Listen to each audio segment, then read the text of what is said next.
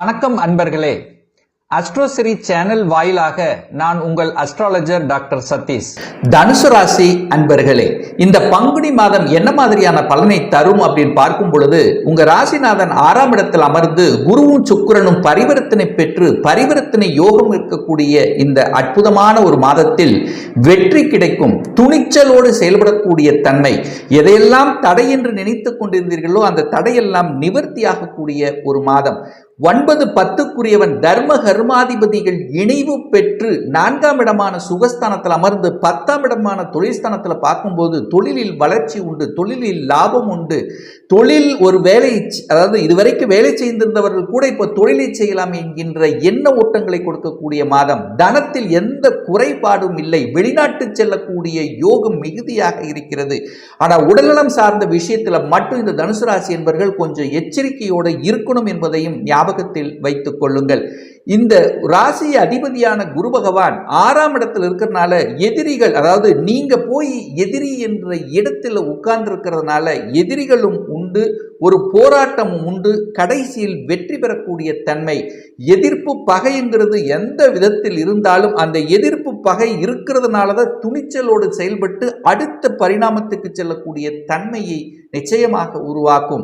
அப்ப ராசிநாதனும் சுக்கிரனும் பரிவர்த்தனை பெற்றிருக்கிறதுனால தனம் சார்ந்த விஷயத்தில் எந்த பிரச்சனையும் உங்களுக்கு ஏற்படுத்த போவதில்லை.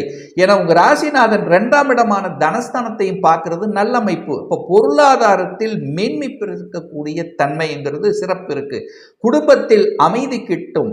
குடும்ப கணவன் மனைவிக்குள்ள பார்த்தீங்கன்னா ஒரு அந்நுண்ணியத்தை கொடுக்கக்கூடிய ஒரு அற்புதமான ஒரு மாதம் அப்படின்னு சொல்வேன். உங்க வாக்கு பலிதம் உண்டு, உங்க பேச்சு 4 பேர் கேட்கக்கூடிய தன்மை இருக்கு அப்படின்னு சொல்லுவேன்.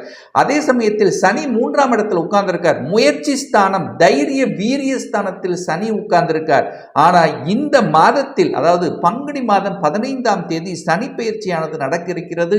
ஸோ அதன்படி பார்க்கும் பொழுது 4ஆம் இடம் என்று சொல்லக்கூடிய சுகஸ்தானத்தில் போய் சனி பகவான் அமரப் போகிறார்.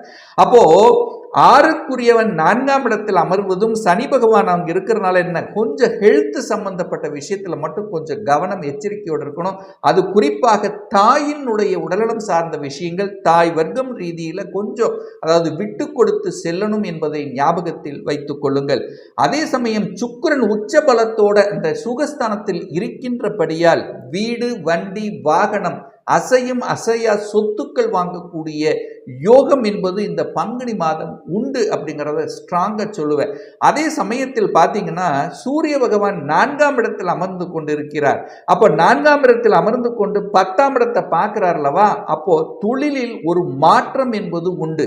இதுவரைக்கும் ஒரு வேலை செய்து கொண்டிருந்தவர்கள் இப்ப ஏன் நான் சொந்த தொழில் ஆரம்பிக்க கூடாது, அப்ப சொந்த தொழிலை செய்வதற்கான எண்ண ஓட்டத்தை கொடுத்து அதற்கான முயற்சியில் இறங்கி வெற்றி பெறக்கூடிய ஒரு தன்மைங்கிறது இந்த காலகட்டம் சிறப்பாக உண்டு. வியாபாரத்தில் இருக்கின்றவர்கள் புதிய யுக்தியை கடைபிடிப்பீர்கள். அதாவது நல்ல ஸ்ட்ராட்டஜி பிளான் சொல்லுவோம். அப்போ இதுவரைக்கும் கொடுத்த அனுபவத்தின் வாயிலாக எந்த இடத்தில் எதை பேசணும், எதை பேசக்கூடாது என்பதை புரிந்து கொண்டு செயல்படக்கூடிய அந்த புத்தி மதிநுட்பம் என்பது இந்த மாதம் சிறப்பு பெறும் அப்படின்னு சொல்லுவேன்.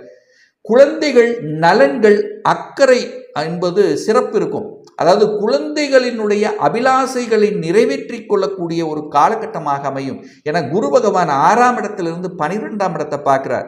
அப்போ 5க்கு உரிய, அதாவது 5ஆம் இடத்துக்கு 2ஆம் இடத்துல, அதாவது குரு இருக்கின்ற காரணத்தால குழந்தைகளுக்கு படிப்பதற்காக வெளிநாட்டு செல்லக்கூடிய அந்த தன்மை இந்த மாதம் உங்களுக்கு சிறப்பு இருக்கு.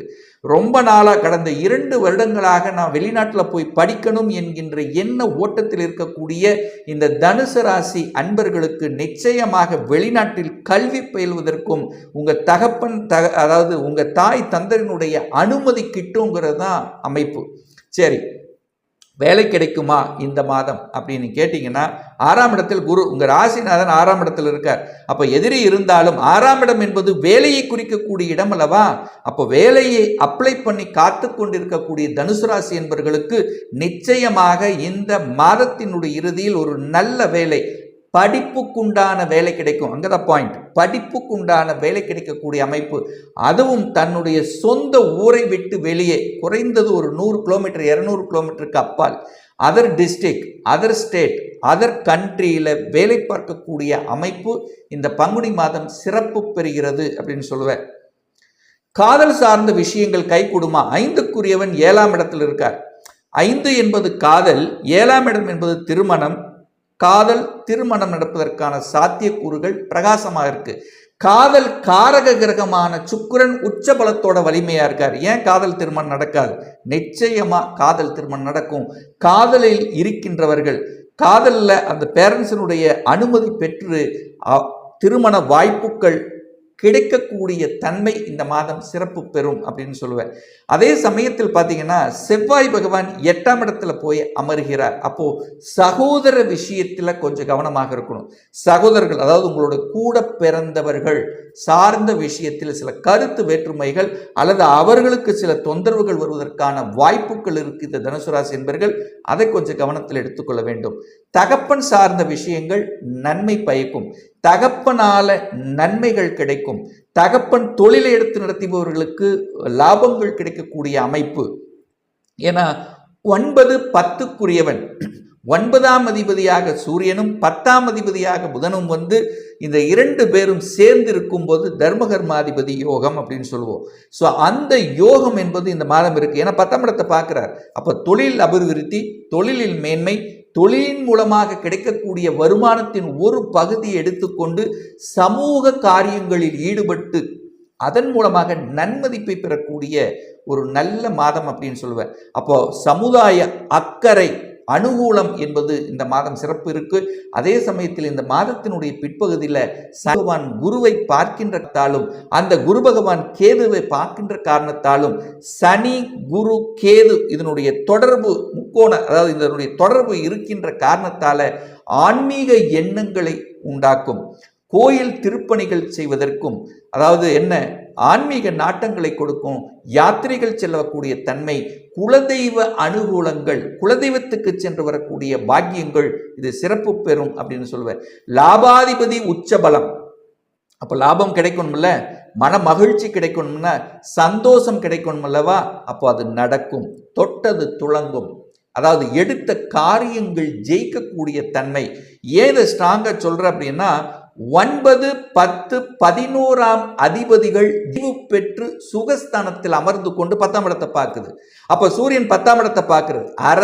அரசு காரியங்கள், அதிகாரம் சார்ந்த விஷயங்கள், அட்மினிஸ்ட்ரேஷன் சம்பந்தப்பட்ட விஷயங்கள், அரசியல்வாதிகள் இவர்களுக்கெல்லாம் நன்மை பயக்கக்கூடிய ஒரு நல்ல மாதம்.